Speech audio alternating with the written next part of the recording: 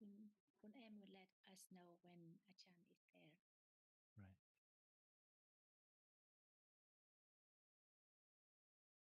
สวัสดีค่ะ สวัสดีครับท่านอาจารย์สวัสดีครับ Okay, shall we start? I think one of our friends, Sung, is ready for his question. Mời em. Vâng, con xin kính chào Achan, ông bà John Sara. Nhân đây thì con cũng có xin có lời chúc mừng sinh nhật sớm Achan. Chúc Achan có sức khỏe để tiếp tục bọn con được lắng nghe những sự chia sẻ từ Đức Phật, từ ông bà, và con cũng có gửi lời chúc sức khỏe tới ông bà John và Sarah. Hello everyone. I'd like to take the occasion to wish a happy birthday, early happy birthday to Achan. So wishing you having a lot of good health and continue on your teachings of the Dhamma to us. And I also would like to extend all my best wishes to John and Sarah. Thank you.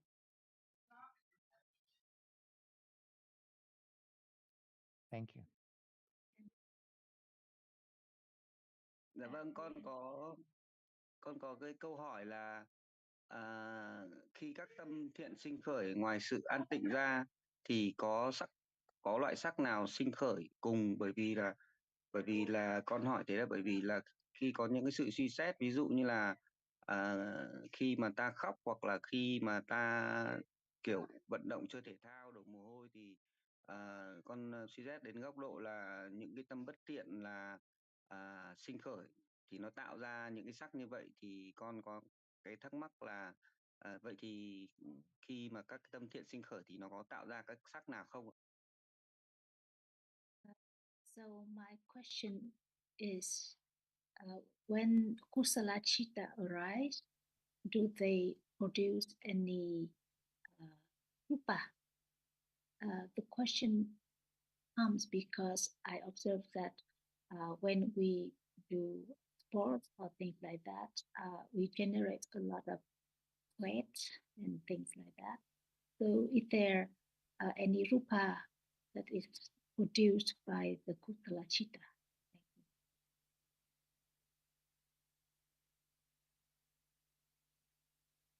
It's a little bit hard to hear you, Tamba. I could just mention that. So I think your question was, do kusala chittas condition any rupas? And I think you said that, for example, when one's playing sport, one gets wet, produces sweat. Was that the right question? Yes, that's the question. So chitta conditions rupas at each moment it arises. So groups of rupas are being conditioned by chitta all the time. So even now, chittas are conditioning rupas. For example, now I'm speaking. So the group of rupas with the speech intonation is being conditioned by chitta even at this moment. And other groups of rupas without speech intonation and without any sound are also being conditioned by chitta throughout life. Like, for example, when one says something wrong and one feels embarrassed, then groups of rupas are conditioned by chitta at that moment too, when one feels embarrassed and one is red. Your example of playing sport and sweating, these groups of rupas can just be conditioned by temperature. So it's not always easy to pinpoint. But if, for example, one sweated because one was afraid or anxious, then that might be a closer example of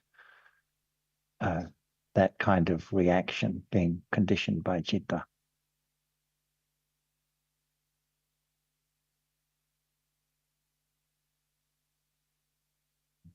But just to go on a little bit,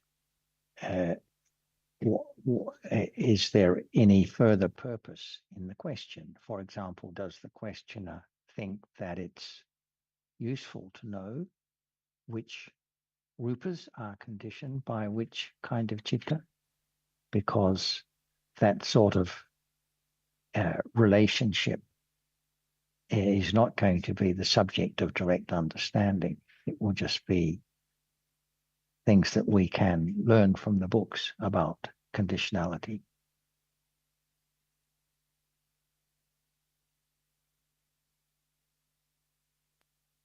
Dạ vâng, thì cái con hỏi thế bởi vì là thực ra là đôi khi thì có những cái sự suy xét trong cuộc sống hàng ngày, thì có thể là có những lúc có thể là mình thấy một cái gì đó, hay là mình xem một cái gì đó, thì mình có thể là có những cái hoàn cảnh cảm thấy nó đáng thương chẳng hạn, thế thì đôi khi thì mình có thể là mình khóc chẳng hạn thế. Nhưng mà nếu như mà chưa được nghe giáo pháp từ Đức Phật thì ta sẽ cho rằng là có thể là khi đó là có những sự thương cảm đấy, thì nó là những cái tâm thiện. Nhưng thực tế mà sau khi mà nghe những lời Đức Phật dạy thì những khoảnh khắc nó trôi qua rất nhanh, và con nghĩ rằng là nó là những cái khoảnh khắc của bất thiện nó sinh khởi ở những khoảnh khắc như vậy. Bởi vì là có thể có những khoảnh khắc của thiện sinh khởi, nhưng sau đó thì các cái tâm bất thiện nó đã sinh khởi ngay sau rồi, và sở dĩ con hỏi như vậy để có những cái mối liên hệ như vậy để hiểu rõ hơn thôi ạ. The reason I asked this question because sometime in daily life, considerations arise when the things happen. For example, when we see people who are in difficult situations, for example, sometimes we can feel pity for them, and tears come out. Without studying the Buddha's teaching, we would think that these are conditioned by kusala chittas, but thanks to the teachings, we know that they arise from kusala chitta. So it's just that kind of consideration that arise in daily life.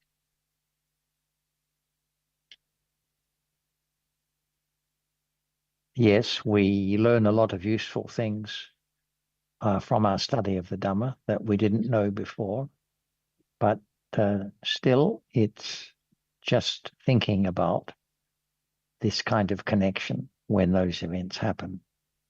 It's not a level of understanding, just, we could say, a way of thinking, maybe kusala, maybe not. If we think that everything in our daily life needs to be interpreted in terms of what we've learned from the Dhamma, then that would not be correct. But you're not suggesting that, but I'm just pointing out that the thinking in such case can be either kusala or akusala, no way of knowing. But because of our interest in the Dhamma, of course, we are inclined to consider things in daily life in terms of what we have come across in our study of the teachings. That's normal.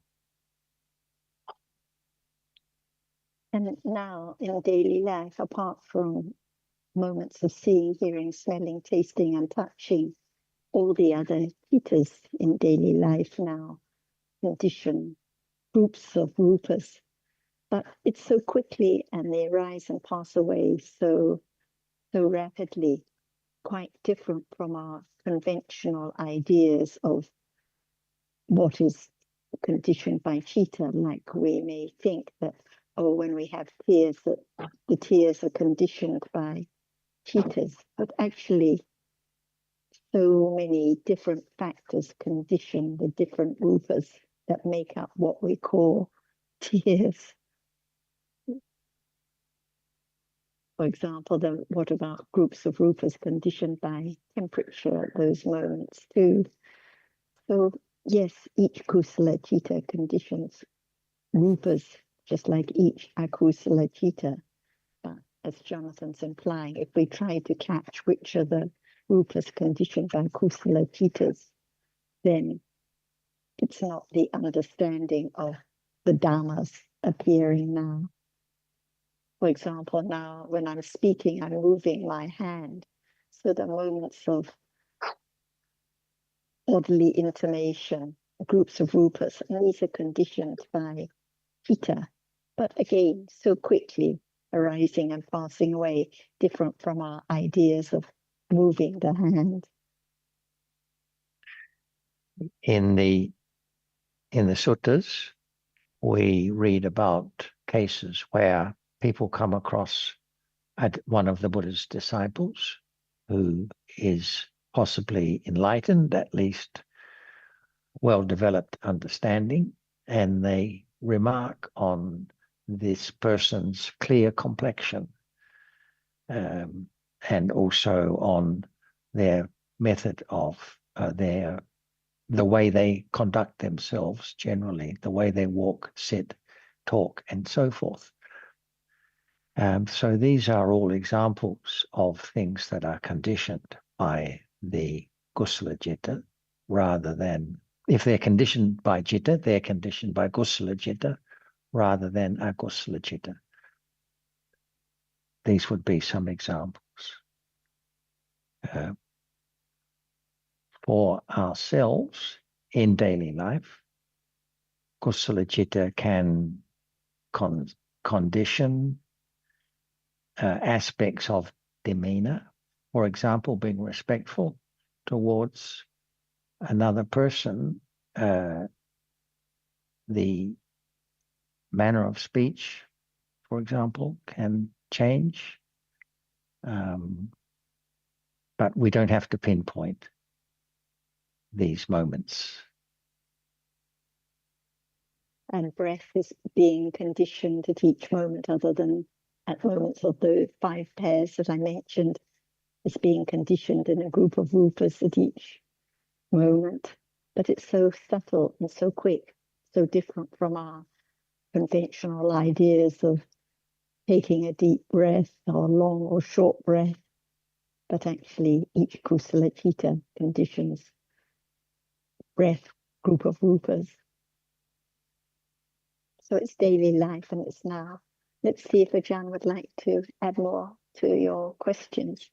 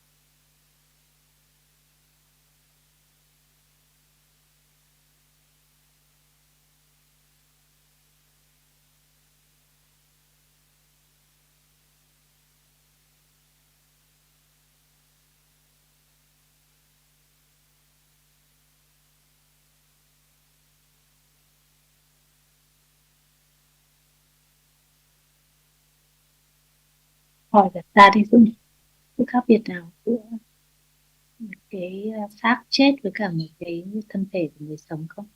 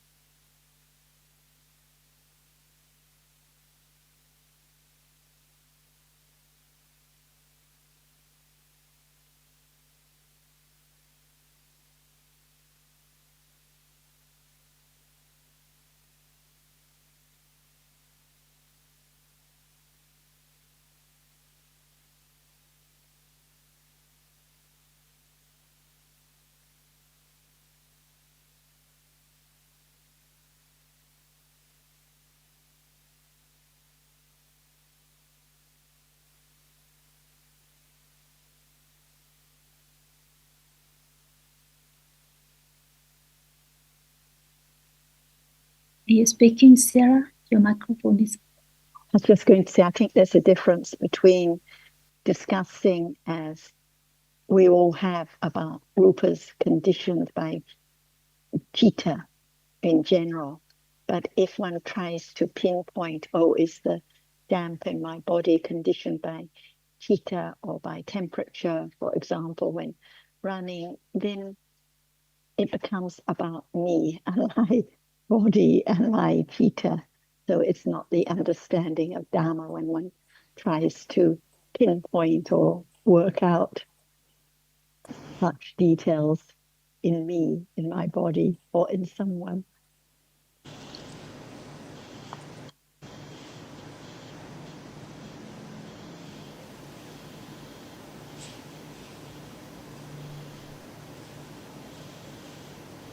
And because in truth, there are groups of rupas being conditioned by, in what we call the body, by karma, by nutriment, by citta, by temperature. And it's so very complex and deep, like the dampness on the body by citta or by temperature now, or by nutriment. So it's not a matter of trying to pinpoint or work it out, but just understanding in general what groups of rupas can be conditioned or are conditioned by citta all day long. And as Ajahn said, the speaking now, the moving one's hand now, the walking now, the blinking now, the closing one's eyes now. Without citta, none of this is possible.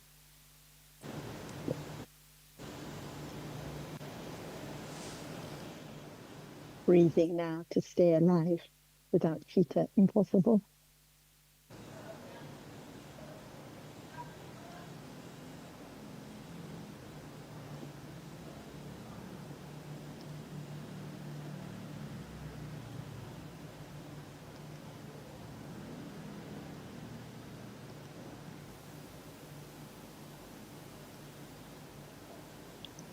Any further question or comment from Mr. Tong? Sau khi nghe các vị giảng thì cũng có thêm điều gì muốn nói không? Dạ vâng, em không có điều gì nữa. Em đã hiểu thêm một chút ạ. Vì chỗ này nó cũng đang đông, cũng hơi bất tiện.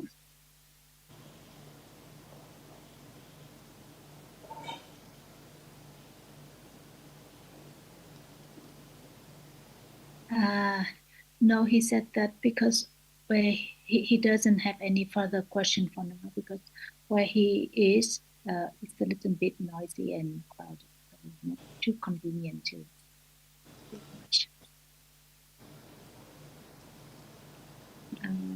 Cũng không có câu hỏi khác đúng không? Thế Chúng ta mới có cô Trúc Thanh. cô Trúc Thanh, mời cô Trúc Thanh ạ.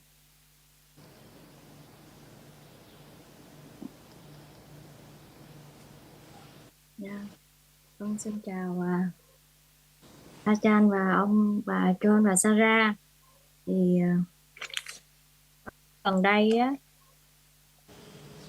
dạ trước hết là những cái vấn đề mà nói về sắc á, thật sự nó không làm duyên cho con sinh khởi lên cái gì để hỏi cả.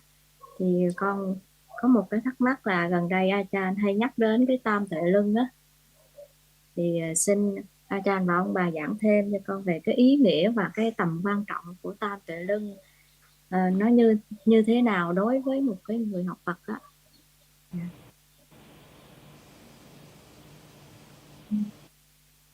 There are not so many conditions for me to consider on the topic of rupas, but lately Achan mentioned a lot about the 3 rounds of understanding. So I would like to hear about the significance for a student of the Dhamma to learn about the 3 rounds of understanding.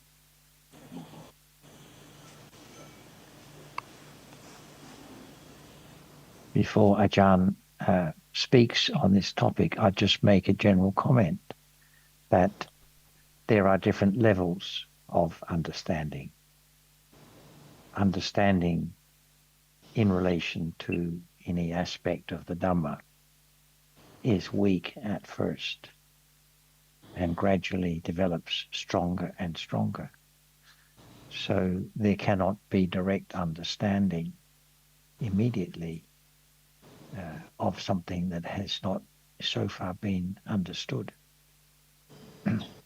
There must be the grasping, there must be the hearing of the Buddha's description of whatever aspect of the Dhamma is to be considered. And that has to be understood at an intellectual level and considered at length until that understanding is firm enough to condition direct understanding.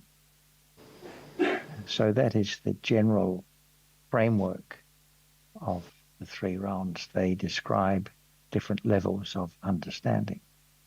And again, we don't need to identify or pinpoint if there's a moment of understanding which level it belongs to.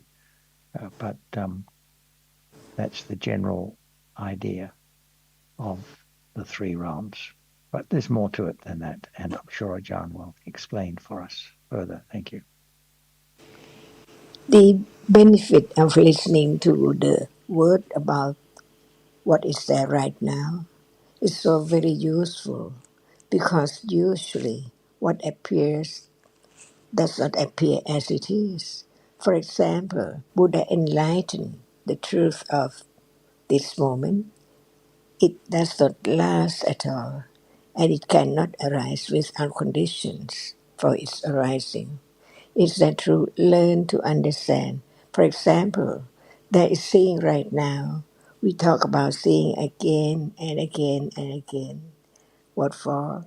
To realize the nature of it as it is the moment of just arise to see, isn't it? Without its arising, can anything appear? Impossible. That's why we learn to understand the truth of each moment. What is there seen? There must be the reality which arises and sees it by conditions. And we learn little by little about whatever is there in life each moment. Like what is there at moment of seeing? There must be the eye. But even the eye, the reality which is there for that which impinge on it to condition seeing, it's not known at all. But at moment of seeing, there can be the moment of begin to understand what condition the seeing to arise. Without that rupa, very special rupa, which is conditioned by karma, to be the reality that what is there now appearing impinge on it. So there must be a reality which arises to see it, because that which impinges on the eye cannot see, and the eye cannot see. But this moment there is seeing, so it's another reality, which is not the eye sense or the eye we used to say, and the visible object which is there now appearing, but it's not realized as it is just that which can be seen. It appears as something there all the time. So learn to understand more about the truth of each moment, to learn to understand what has been experienced from life to life. It's not known yet about its reality as it is at all. It appears like something and someone from life to life. But the truth is that what is real in life, not permanent moment at all. What is experienced is not permanent, and that which experiences is not permanent at all. Just learn to let go. They cling so much to that in life because it's the object of clinging to ignorance and attachment, because it's not there. And the moment of death, the next moment is life, another life. No thought about the past experiences of last life at all. So now it's the last life of future life. What is their experience gone until the moment of death, and the next moment no thought about whatever is experienced at all in this life. So it's just the moment of arising and falling away experiences and objects from moment to moment by different conditions. That's all. No one at all. This is the first round to understand the truth of life. Is it worthwhile? Just born and die before death, after it's born. There are many, many moments, many different realities, all gone. So what's the use of just see that which is seen and no more? Before that object is seen, it's not seen. But when it's seen, it's gone. Never lasts at all, no matter what. But the clinging is there on and on and on to any object. So much that in life one just clings to that which appears as something all the time, unless, unrest at all. From moment to moment, it's there. From moment to moment, more attachment and ignorance, on and on and on. That's why, what is the meaning of enlightenment? The moment of enlightenment, the true nature of what is there as nothing. Before it's there, it's not there, and when it's there, it's gone. Each moment, whatever we take for something, is not there at all. It's there only in thinking, and just the moment of thinking only, it's there. But when there's no thought about it, it's not there at all. And there are so many kinds of realities in life. When it's not known, it's taken for something, someone, the whole life, and then gone, no one at all. So no one even right now. Is that true? Learn to understand the ultimate truth of this moment, to be conditioned to realize the nature of that, which now arises and falls away. But without the intellectual understanding of what is now appearing, there's no condition to directly insight the moment of what is there arising and falling away unexpectedly. So anatta, beyond expectation, even right now. But now that's not enough to understand even just one characteristic of a reality different from the other. So it seems like they are there all the time. And they are the experiences from moment to moment. The one is no one, but it's the moment of seeing. So it's I see, because no one is there. So it's just like a dream of atta all the time. In truth, all are anatta. Whatever arises falls away. But how can there be such great understanding, so sharp, without learning to understand the truth, to be the source or the foundation or the parami, to be more confident of the truth, to let go. What is there in life? It can be right now, death. Nothing of this life can continue to next life at all. On and on and on, and nobody can know what would be next life. Bird or snake or human being or deva, instantly by conditions. That's why we learn to understand what is there, little by little, to condition the moment of nekama, to go out of attachment or clinging, or the world of attachment and ignorance, as much as we can understand, because the realities arise and fall away in split seconds of split second. So very quickly, what appears does not appear as it is, and without the understanding of this level, how can there be any moment of thinking that life is so short? It can be now, or this evening, or this night, tonight, or tomorrow. Who knows? And what are there in life? All gone, not in memory of what is there in this life, but memory of what is there next of this life. On and on and on and on. That's why we learn to understand that life is not permanent at all. It can be death any moment. That's why what are there now in this life to be conditioned to understand the truth so wisely enough, wise to the way it is, not permanent, no one at all. So when there is such understanding, it conditions less clinging or attachment to what is there, and it conditions moments of kusala more and more with understanding, or even not with understanding, because it's conditioned each moment by the accumulation, accumulated from moment to moment, years and years to be. That's why just learn to understand the subtlety of the complex moment, little by little, to let go ignorance of seeing that it sees, it's conditioned to arise and it falls away. And this is just a word for considering carefully to be foundation to support the understanding to let go the so very great or clinging enormously of this moment as I still. That's why just learning without expectation, because even there is expectation, it's not as one expects at all. It has to be by conditions. It has to be anatta.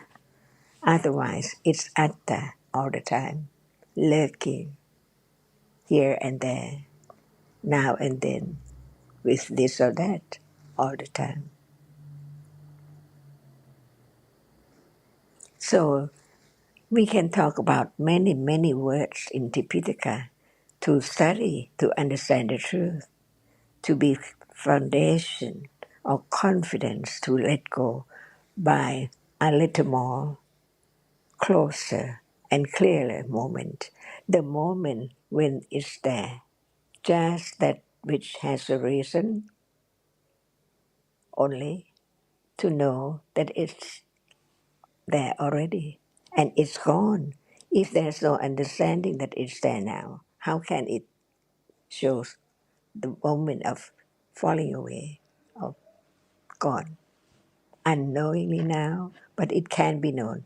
That's why the first round is the understanding of the truth at level of intellectual understanding of each reality as not self, and no rush to experience it directly, the arising and falling away. It depends on understanding and letting go.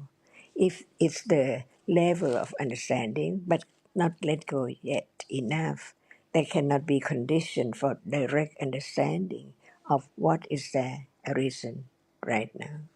Already, not the one you try to have it be the object of understanding.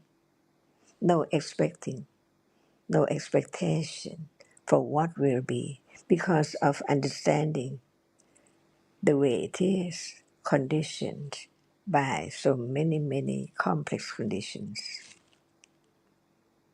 Just learn to understand the truth. Life is so short, but a moment arising and falling away is shorter, much shorter than that. And it's gone already. We cannot go back to this moment. Impossible. Even right now, what is gone is gone.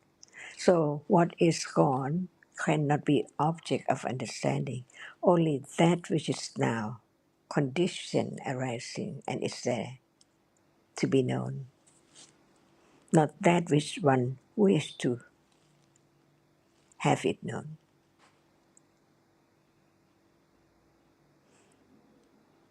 Is that the way? very subtle. The first round is so very subtle too. Some might think that one has to have Sammaditi, Sammasankappa, Sammavayama, and so on. But it's what is there right now? If there's no understanding that it has a reason to be known, one try to know this or that, or think about other things, not about that now which appears because it's there conditioned and it has a reason, so it appears. It's now appearing because it's conditioned to arise. Not necessary to think which one, because each moment is gone, but the nature of that which sees cannot be changed at all. So what appears in life is not all realities which are there, but only through six ways. See, no matter what life, not more than six ways. Seeing, hearing, smelling, tasting, touching, all gone.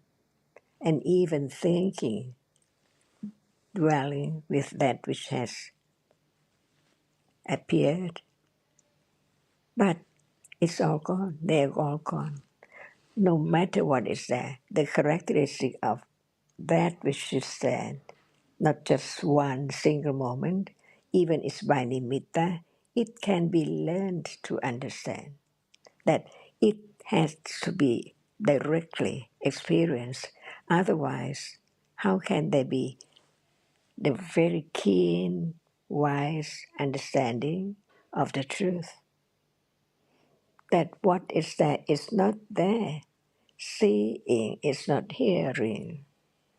That which appears, which were object, is not sound. Learn little by little to understand each reality a little more as we have discussion on the rupa and the nama, how many rupas. The rupa is conditioned by citta, moving one's hand. Without citta, the body cannot get up, walk, or do anything at all. That's why learn to understand the reality as no self, no one, anatta, not atta, as is there accumulated from life to life. Little by little, unknowingly, and that is the path. The first round, what is the path? How to have the path? It is the understanding, samadhi, of the truth, of what is there, that it can be realized. Otherwise, it's useless to talk about it if it cannot realized at all. If it not can be realized, it's useless. But what is there can be learned about the different nature of the reality which experiences the object and that which cannot experience the object. It's not just the word, it's the characteristic of it that can be thought about, considered carefully until it's conditioned in the day, unknowingly, before sleeping, or any time when there are conditions for it to be directly aware of with understanding that it's that what we have said about it. Hardness is hardness, but we have talked about it until the moment of awareness of it when it's there begin to develop with understanding the characteristic with direct awareness. The second round, now or any time, by conditions. This life or any life or other life or 100 lives ahead, by conditions. That's the way to letting go of the ignorance and clinging to the object which is there appearing. And that is the second round. That's why I understand that citta is not cetasika and seeing cannot be aware. It just arises to see only and gone. each reality is conditioned to be that very moment, appearing or not appearing, but it's there. For example, at this moment of hearing, there is sati. Otherwise, one thinks about the other thing, not understanding the word, the meaning of what the word said about. That's why each word, see, each word, what is that? Chitta, which thinks of each and word. And without talking about it, can it be the first round to just being aware instantly of any reality unexpectedly? So anatta, suddenly, by conditions and gone. When it appears suddenly, instantly, it begins to understand it's by conditions because no expectation for that moment at all. And each moment is just like that. But when it does not appear, it's not the moment of beginning to realize the truth that it's so instant. But when it's time, unexpectedly, the moment of that which suddenly, instantly arising, begin to develop more and more of the truth of it's always unexpected. And it has to be daily life, so very common in life. Otherwise, right understanding is not strong enough at all. That's why before it can be as strong to be the second round, it has to be understood what is there a little more by words and then by awareness, begin to be aware, to develop the understanding of its nature, of seeing, the nature of hearing, the nature of thinking, the nature of what is there as it is.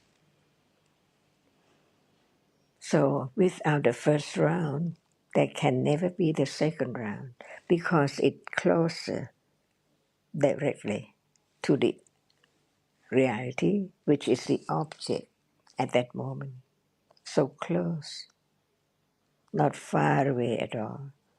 No matter the world, the other world, so far away, but it's there at moment of thinking, so close to the Nama and the Rupa, which is always taken for I or my body. But in truth, they are all conditioned realities. And this is the second round. Is it more difficult? Because by conditions. But there must be the understanding moment, which is direct awareness with understanding, or it's not direct understanding with awareness of what is there right now by conditions.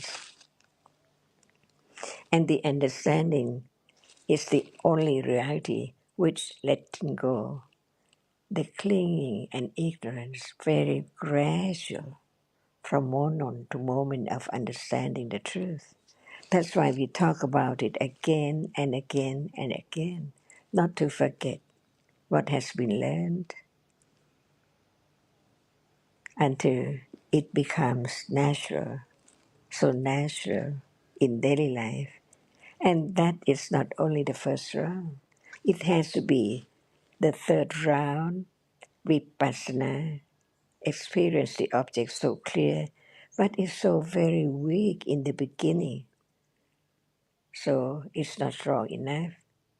It is just taruna, vipassana. So very weak in the beginning, not as great. And before develop to that degree, so much understanding, not just the word, but the moment of sati, which study and understand gradually, little by little, until it's the moment of it suddenly, instantly appear as it is, depending on how many moments are there, vipassana, to be like the sample of the truth, to be studied on and on and on, to gain the higher degree, so many degrees of letting go, the accumulation of that which has been accumulated eons and eons ago, not to arise again, never to arise again. Ultimately, the third round.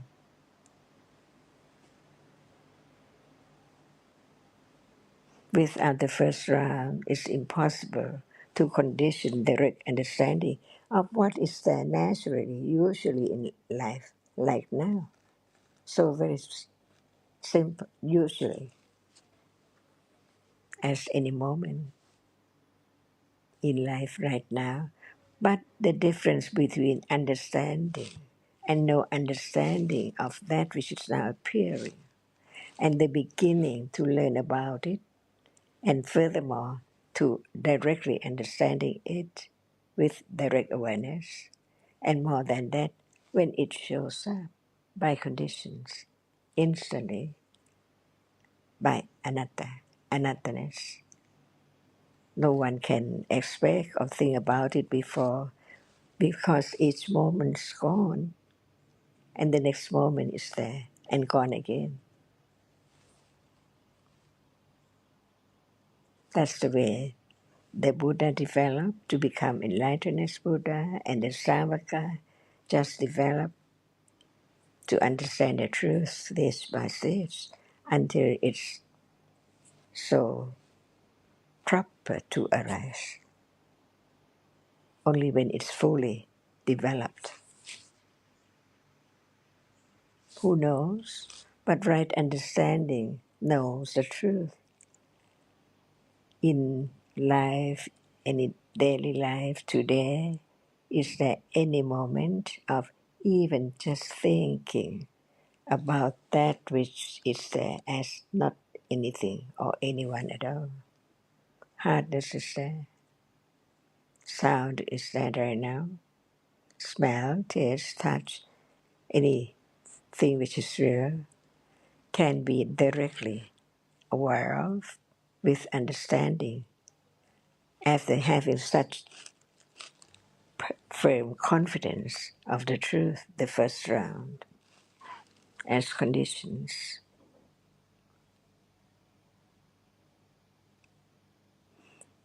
So right understanding is so very truthful. It knows how much understanding of what is there now, what level, the degree of sati, a reality, not seeing, hearing, smelling, tasting, not the chief of experiencing, but it's a wholesome reality.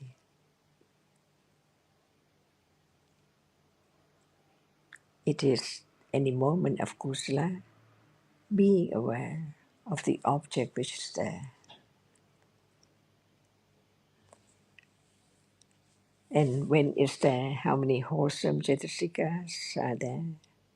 Just learn to understand, but it depends on which one will be realized as the object of understanding unexpectedly. And that is the way anatta develops to let go the atta little by little.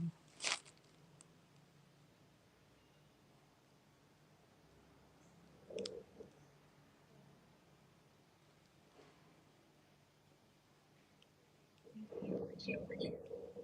So the second stage of the three rounds, the second round, it in Pali is that it is the direct understanding.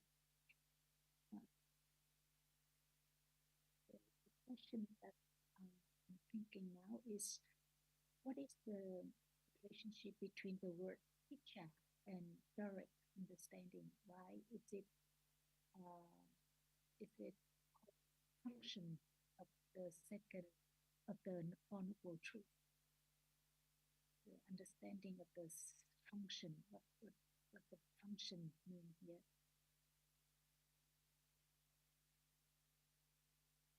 chị Tâm có thể dịch cái phần đó được không hộ em? Dạ vâng, vừa rồi con có đặt câu hỏi về cái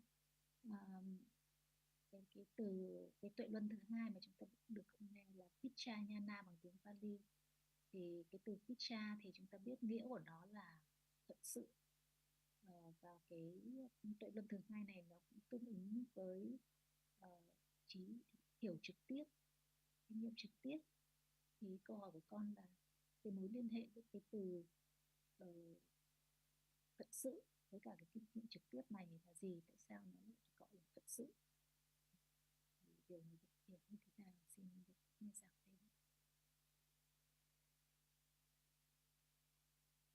Just before coming to your point with regard to the question about the 3 rounds, I think we can also consider why the Buddha taught about the 4 noble truths and the 3 rounds in the very first sutta he taught to the bhikkhus in the Dhammacakkappavattana Sutta, the wheel-turning sutta. Why would he teach about the 4 noble truths? What was so radical? What was so special about the 4 noble truths? And the point is that before we have heard the Buddha's teachings, and before those in the Buddha's time had heard the Buddha's teachings, even though they had attained, many had attained the highest jhanas and all sorts of great kusala, still no understanding of the truth of life at the present moment, no understanding that it is just a Dhamma that is seen, arising and falling away. Before we heard the Buddha's teachings, we know that the house, the building, the people around are impermanent and will die. But what about the seeing now? What about what is seen now? Was there any understanding, even intellectually, that even this reality is impermanent and not in anyone's control, that it is conditioned and gone instantly? Before we may have thought that when we're unhappy and when we have bodily pain, that it's unsatisfactory, it's suffering.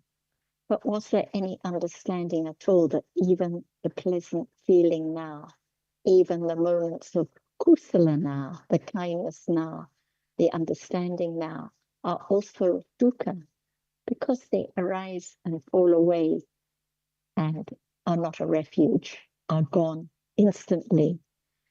So from the very first sutta, the Buddha taught about the nature of realities as being impermanent and unsatisfactory and not self, not in anyone's control, nothing for anyone to do. And this is so radical because before we heard the Buddha's teachings, we thought we should follow a practice, we should follow a path, do A and B to develop more wisdom, to have more wholesomeness, to have more kusala. But we learn the deep truth that whatever arises and falls away is unsatisfactory. Nothing is to be done, but understanding has to develop. We may have thought that the true peace or seclusion is in a quiet place, like in a pagoda or in the forest. But now we learn that true peace, true calm, is only at a moment of kusala now. And without understanding, how can there be any knowing what is kusala now? We just think of a situation when I'm sharing gifts with my family or friends or going to the temple, it's kusala. But actually, it's just a story. It's not the understanding of the Dhamma that is kusala at this moment, as anatta, not belonging to me, not belonging to the others, just the Dhamma. And the Buddha taught that the cause of all these unsatisfactory dharmas arising and falling away is attachment, lobha. Without lobha and ignorance, lobha cannot arise without ignorance. There would be no birth, there would be no arising of any of these impermanent dharmas that are anatta, not in anyone's control. So he taught the cause, and he taught what the end of dukkha is, and he taught the way to develop the path leading to the eradication of attachment and the end of life in samsara, the end of dukkha. And this is the eightfold path. Understanding. Without right understanding of the truth, there can be no path, no way out at all. But it's so very deep. So just in the Buddha's time, just like now, for many people who listened and heard, they can begin to appreciate that this is something very radical, very deep and true at this moment. But it's not yet the direct understanding of those truths. But without hearing, considering, reflecting intellectually, like now when we're discussing, how could there be the direct penetration of the truth of the realities arising and falling away, the direct understanding of what is kindness at this moment, what is seeing now, what is seen now, all the dhammas Ajahn has been referring to. And without this direct understanding of different realities as anatta, always as anatta, as dhammas, how could there possibly be the deeper understanding, the clear understanding, vipassana understanding, stage by stage? Ajahn mentioned, even when it is the third round, vipassana understanding, in the beginning it's taruna. This is tender insight at the beginning of the development of vipassana. So even then it has to develop on and on, more and more clearly, to penetrate the truths until it is the understanding at the level of the Sotapanna, Sotapatti Magga, which eradicates all wrong view forever, all doubt forever, and realizes the truth of Nibbana for the first time. So the Buddha taught about the different truths and the different stages, because impossible for most people to hear the truth like Sariputta for the first time and to, in that lifetime, clearly understand the truth. So in the Buddha's time, it's like now, different levels of understanding of the Four Noble Truths. So the first stage is that of pariyatti understanding, beginning to consider wisely about the truths until that understanding is firm enough to directly understand. So Satchinyana is the first round of the Four Noble Truths, leading to Kichanyana, which is the level of Patipatti, the direct understanding of the truth. So it's a function of understanding to understand the realities, to understand the truth.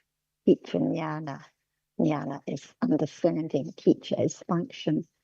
And this conditions the third round, Kata Jnana, the realization of the truth.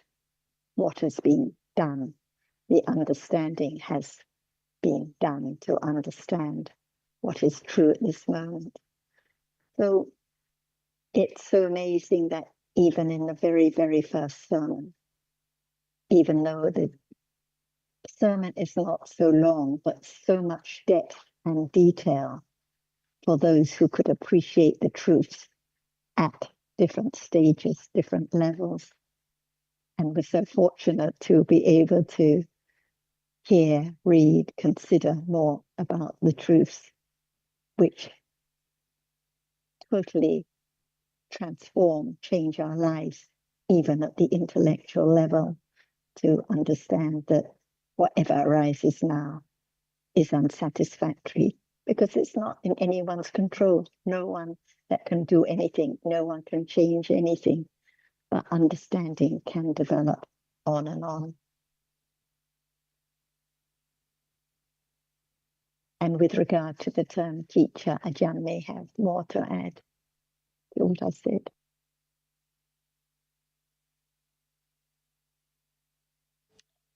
If there's no understanding of realities, how can there be understanding what performs the function of awareness?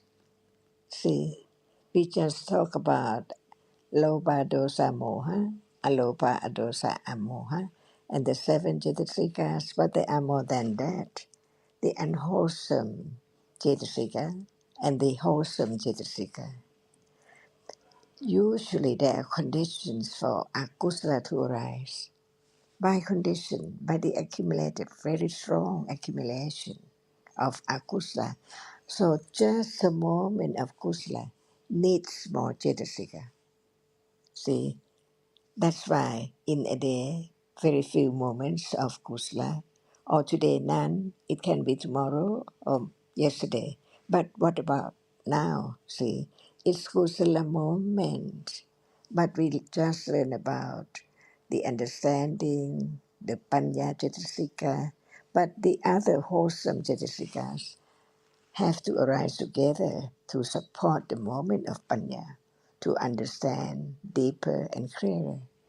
And one of them is sati, different from other wholesome cetasikas. At the moment of giving, who knows? It's done by sati. It is aware of kusala to give to those who need it, and so on. See, all kinds of kusala, with it cannot arise without sati, and other wholesome cetasikas like saddha. See, saddha is a reality. Sati is another reality. They are wholesome, but they are different. That's why it begins with sattha. When sattha, the moment which is clear out of akusala, arises by condition. It needs other cetasika to arise together with it too, not only the clearness of the reality, which has no akusala arising with it at all. So just a moment, please.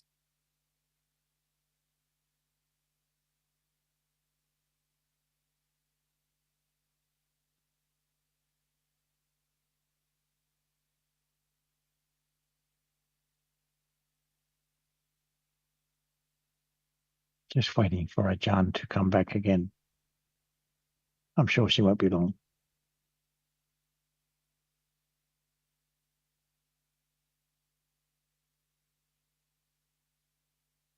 Are you there, Ajahn? We can't hear you. Yes, that's why we have to understand other realities which are wholesome too. Not only sati or only sattha, but learn a little more about the difference of each.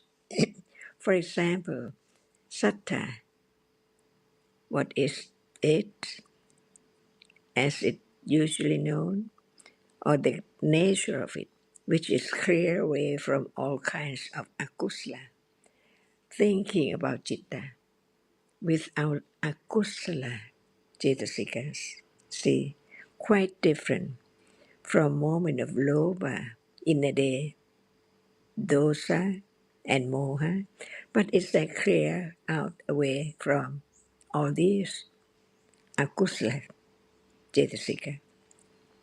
So it's one wholesome cetasika which arises with each wholesome citta. Who knows without hearing about it?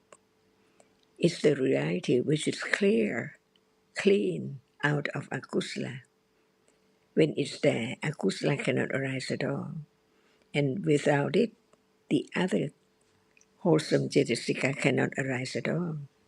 And sati is that which is aware of wholesome deeds or speech. Is it there at moment of wholesome speech and deeds? Unknown, but it needs to be there. It has to be there because it's that which does not forget about wholesome moment of giving or whatever kusala is there. Even now, hearing without considering and hearing with considering, they are different because one does have sati arising with it, and the other one, it is sati which is aware of the word, of the meaning, and study it. So any moment of understanding, there must be sati.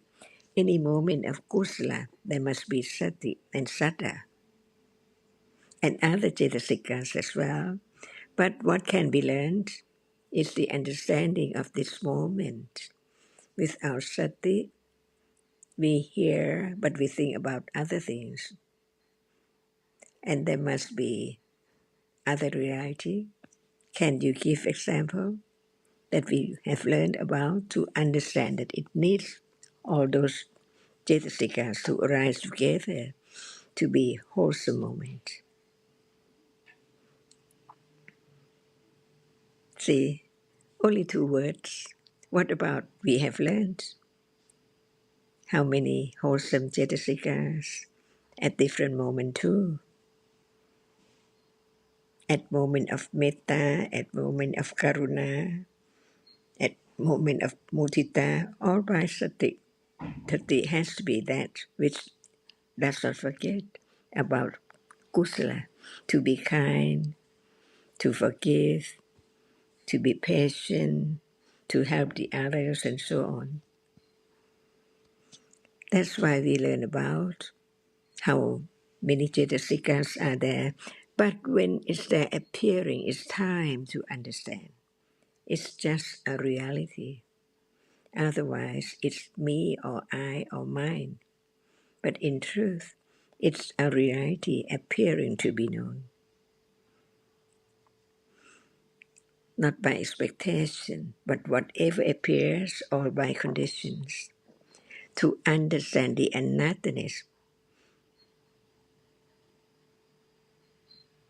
the most precious moment is understanding no matter kusala or akusala, they are only different realities conditioned by the accumulation for such and such moment to be.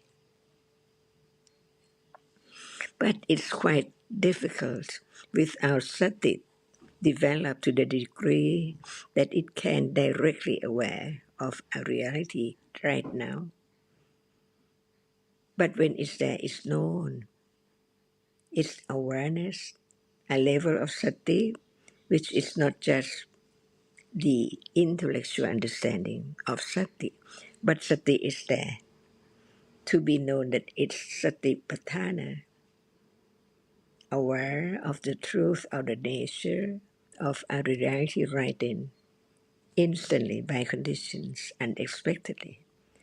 So the unexpected moment begins to develop to show up so clear when it's suddenly there, to be vipassana jnana.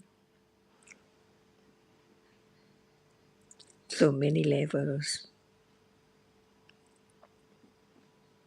Nama rupa, paricetta jnana. No doubt about the nature of nama, because nothing is there, only it experiences. It's a reality which experiences. The object of experiencing at that moment does not show up because it's moment that the reality which experiences shows up as it is only that which experiences, which performs the function of experiencing, not cetasika, appearing.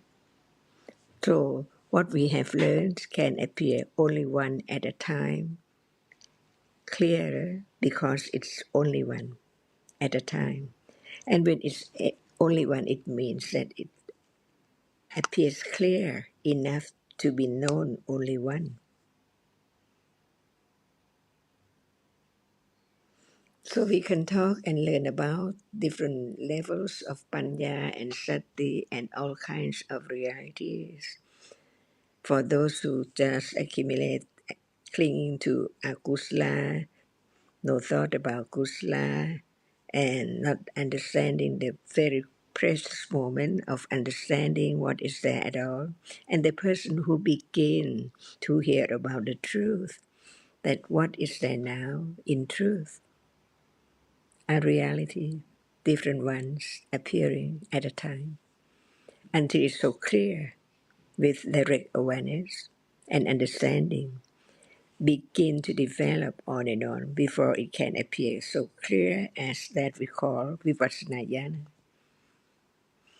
So now we learn about the truth that can be known stage by stage, not just to hear and believe or understand only this level. It can be understood more and more and more until its moment of realizing the truth of the Four Noble Truths, all four. That's why even seeing right now is the moment being born that is nothing, just that which is conditioned to arise to see and gone, all life, each life. See, if it does not appear clearly, how can there be such understanding of the nature of that which is not permanent at all?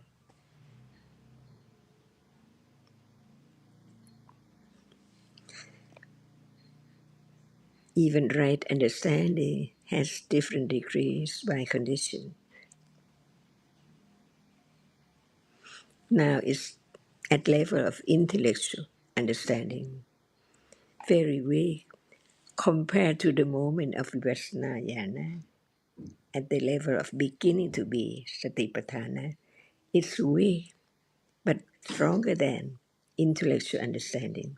Comparing to the higher degree that satipatthana at the beginning of the developing is weak until it's stronger and stronger and stronger enough to condition moment of realization, vipassana jnana, very shortly as sample.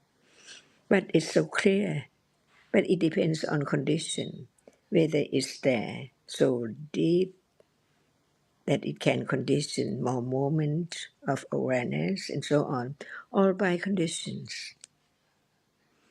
But what we learn is now there is sati at moment of hearing, considering about the truth. It's that which does not forget that it is the most precious moment. It is there to be known. Otherwise, even while one is listening, there can be conditioned to think about other things. At that moment, no understanding what is heard at all. All depends on conditions. Any moment can be learned that it's real. Even it's akusala, it's anatta. It does not belong to anyone until no matter kusala and akusala in daily life naturally is known as a reality, not by wishes or by expectation, but by conditions, all by conditions. Very great Khanti Parami, deeper Khanti Parami, more subtle Khanti Parami, to understand the lurking akusala to be known as it's just a reality.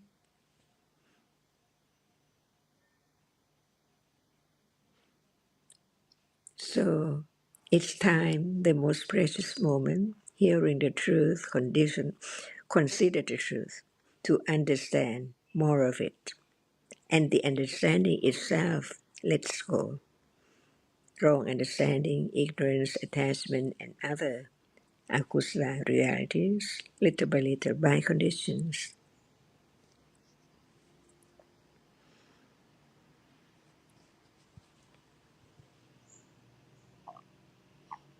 It's time to understand one's own accumulation.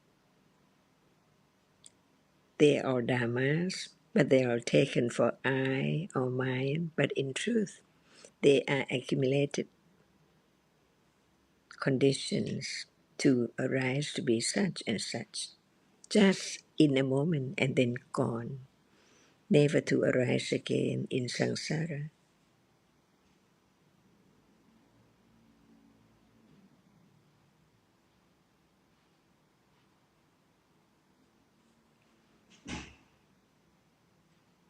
So you say it's the understanding function. It's understood by direct understanding.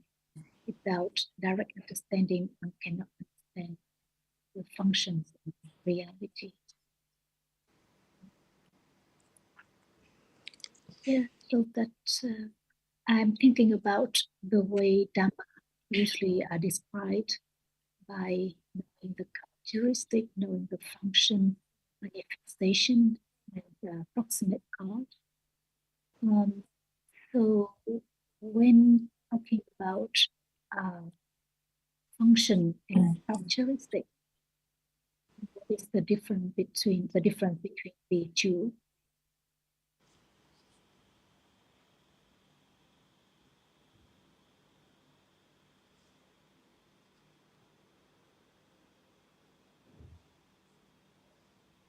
So the characteristic refers to the nature of each reality. For example, the characteristic of hearing is that the chitta which hears, and the function is the task, the job it performs. So the task is to hear. So many chittas, but only 14 functions. So each Bhavanga chitta has the same function, the function to maintain life, for example. So the Patisandhi chitta is has the same characteristic as the Bhavanga chittas, but it has a different function because the function of the Patisandhi chitta is to start life, the first chitta of life, it has the function of birth. But the other Bhavanga chittas, even though they have exactly the same characteristic, different function. Chuti chitta, exactly the same kind of chitta, but its function is to terminate life. It is the dying consciousness. So we have to distinguish between the kind of chitta and the function it has. So all the kusala and akusala chittas are different kinds of chittas, but they all have the function of jhana when they arise, kusala or akusala chittas. So different chittas can have the same function. And just to supplement that, there is also the Abhidhamma classification of every reality as having a characteristic, a function, a proximate cause, and a manifestation. And so this method of classification is given for all realities, nama, rupa, citta, cetasika, and here function is used in a slightly different sense to the one that Sarah has described. And there we will find a variety of different functions. But I would say they are not things that are to be directly known. They are helps to understanding at an intellectual level, different realities, to appreciating the role they play in the overall scheme of things. But it's the characteristic that is the object of understanding of the reality.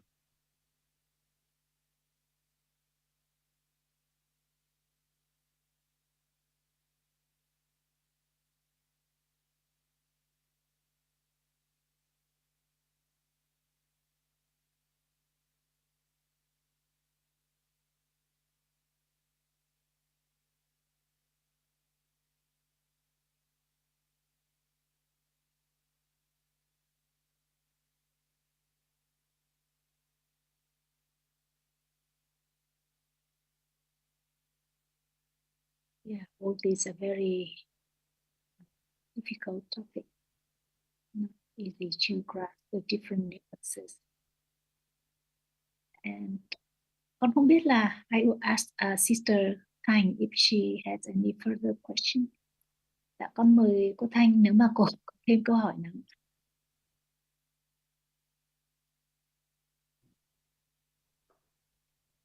Dạ, con xin cảm ơn bà Ajahn và ông John Sara.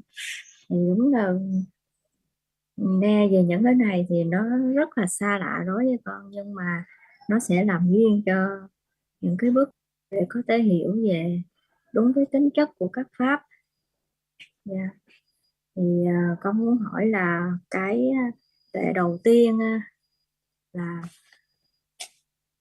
thì là trí tuệ hiểu về pháp học đó, thì cái duyên để cho trí pháp học đó phải là những cái khoảnh khắc bắt đầu để hiểu những cái pháp hiện tại trong đời sống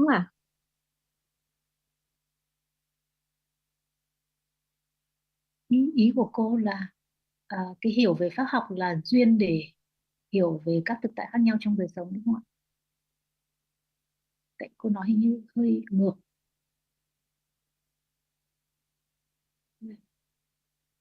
Dạ đúng rồi đó chị. Dạ vâng. So she said that it's not easy for me to hear about this many seem to be not familiar, but I think when listening again and again, it will be conditioned for further understanding. And when talking about the 3 rounds, so her understanding is that the first round, the intellectual understanding, is the condition for understanding in daily life of different realities. Is that correct? Yes. Without the intellectual understanding about seeing now, beginning to consider there's no one that sees, it's just the Dhamma that sees for a moment and then gone. Without hearing about it, considering it, how can there be the direct understanding of the nimitta of that characteristic of that Dhamma? So it all begins with the considering, discussing. And what we're discussing now about the rounds, the different levels of understanding, the nature of sati, the functions of different citas and cetas, it's all just for considering more and more carefully about dhammas as anatta, leading to firm understanding, no one there, no one to do anything, not something that is seen or heard.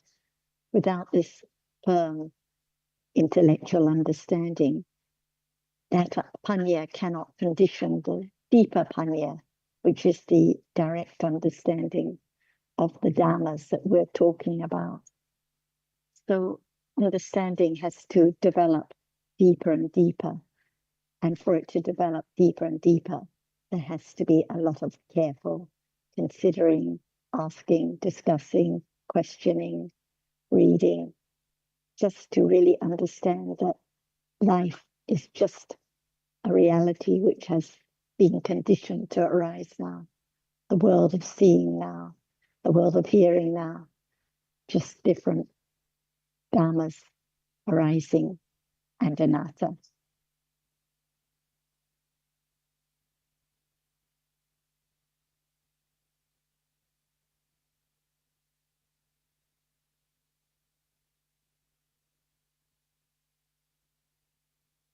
It's not enough just to hear, oh, now there is visible object seen and sound that is heard, because the clinging to the idea of I is so very deeply rooted.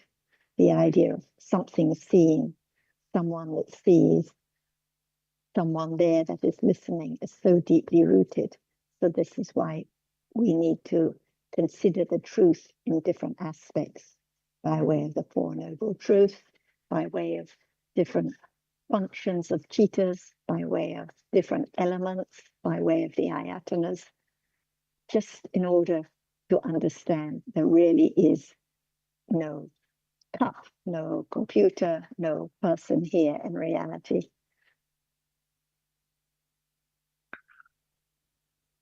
Yes, and I think this highlights also the different levels of understanding or appreciation of the Dhamma, because when we read this information or hear about it, if there hasn't been the awareness and understanding of realities, then it is just theoretical knowledge. Don't say that in a disparaging way, because there has to be a starting point for everyone, and not only for everyone, but for everyone for each stage of progression of understanding. So obviously, when one hears, when one gains information such as we've been discussing, and one can conceptualize the notion of just conditioned dhammas, no lasting reality behind them, that is not yet the understanding at the first level. So that is not yet understanding at an intellectual level. And the understanding of even the intellectual level has to be based on moments of awareness and understanding, obviously. But these come not by directing our thoughts to what is the knowledge that is being gained, but there's an appreciation at a different level that is meaningful to something about the present moment, even if it's the concept of a Dhamma rather than Dhamma itself. So the reading and considering is useful when taken in the right way. That is to say, when it's not taken as being actual understanding, but it's background information that can support the development of understanding when it arises.